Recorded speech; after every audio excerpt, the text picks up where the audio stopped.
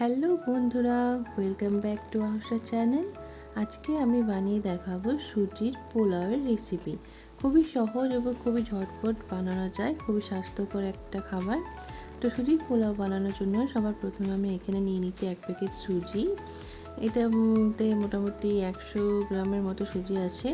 এটা প্রথমে হালকা করে একটু কড়াই ভেজে নেব। শুকনো কড়াইটাকে একটু নেড়েচেড়ে নিতে হবে, তাহলে এটা একটু ভাজা ভাজা হয়ে যাবে। একদম লো ফ্লেমে রেখে এটাকে করতে হবে। তো সবার প্রথমে আমি একটু ভালোভাবে 5 মিনিট নেড়েচেড়ে নিচ্ছি। কালারটা হালকা একটু ব্রাউন হয়ে গিয়েছে। এখন আমি এটাকে তুলে একটা পাত্রে রেখে দিলাম এবং সেই কড়াইটিতে আমি দিয়ে দিলাম একটু রিফাইন অয়েল, আর দিচ্ছি একটা এলাচ, লবঙ্গ আর একটা তেজপাতা, আর দিয়ে দিলাম কিছুটা কারি পাতা। আর এর মধ্যে দিচ্ছি আমি কাঁচা লঙ্কা কুচি, পেঁয়াজ কুচি। এটাকে একটু ভালোভাবে নেড়েচেড়ে নিতে হবে। এখন আমি এর মধ্যে দিয়ে দেব ক্যাপসিকাম, গাজর, বিট আর টমেটো, সব একসাথে একটু ভালোভাবে নেড়েচেড়ে নেব। এটাতে আপনি চাইলে নিজের ইচ্ছে মতো সবজিগুলো অ্যাড করতে পারেন। এতে ফুলকপিও অ্যাড করা যাবে, কাজু বাদাম আর অ্যাড করা যাবে। আমি এই কটাই সবজি অ্যাড করেছি। এখন এটা একটু হালকা নুন দিয়ে একটু ভেজে নেব, যাতে এটা একটু সফট হয়ে যায়। এখন আমি এর মধ্যে দিয়ে দিলাম একটু জল, যাতে সবজিগুলো ভালোভাবে সেদ্ধ হয়ে যায়।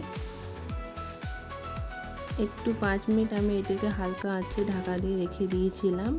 এখন সবজিটা আমার মোটামুটি সেদ্ধ হয়ে এসেছে। একটু ভালোভাবে নেড়েচেড়ে নিচ্ছি। এখন এর মধ্যে আমি দিয়ে দিলাম কিছু ভাজা বাদাম।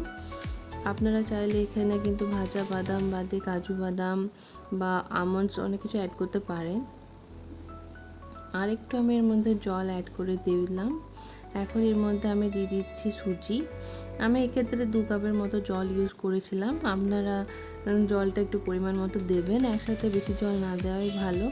এখন আমি এর মধ্যে দিয়ে দিলাম হালকা একটু নুন, একটু চিনি, স্বাদ মতো চিনি দিতে হবে এবং এটা খুব 5 মিনিটের মধ্যে রেডি হয়ে যাবে। সুজিটা একটু ভালোভাবে সেদ্ধ হয়ে এলে তখন এটাকে একটু ভালোভাবে নেড়েচেড়ে নিতে হবে, যাতে এর মধ্যে জলটা না থাকে। জলটা শুকিয়ে গেলে তখন এটা নামিয়ে দিতে হবে।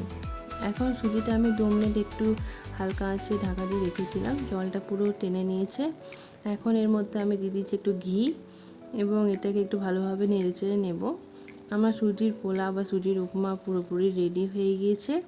এটা খুবই স্বাস্থ্যকর একটা খাবার, বাচ্চাদের টিফিনের জন্য কিন্তু খুবই ভালো এবং ঝটপট হয়ে যায়। ভিডিওটি পুরোটি দেখার জন্য অসংখ্য ধন্যবাদ।